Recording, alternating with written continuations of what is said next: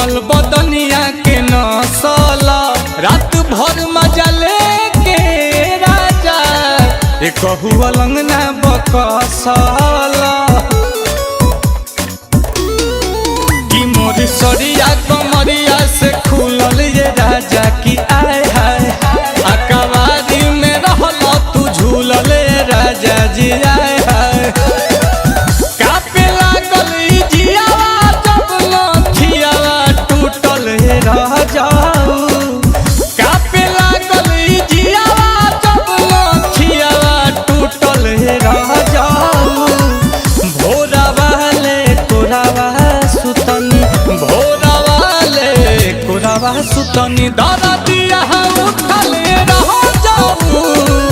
भोरा वाले कोरावा सुतनी दादा दिया उठल रह जाऊ भोरा वाले कोरावा सुतनी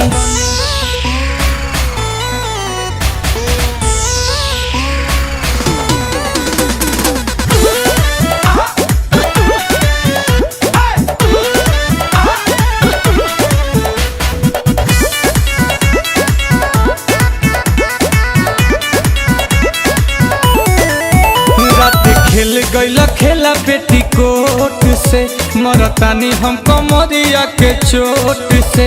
दाँत काट ले लगलिया राजा चुस गईल उठल लिया से की रहे अबर शरीर तू बेखबर हो गईल कि आय हाय काम क दिहल जबर तू सबर ना धइल कि आय हाय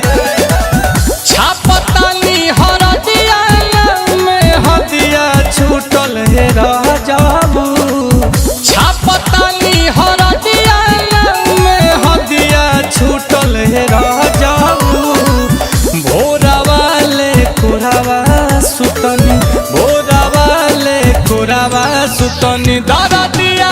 उठल रह जाऊ भोरा वाले कोरावा सुतनी दादा दिया उठल रह जाऊ भोरा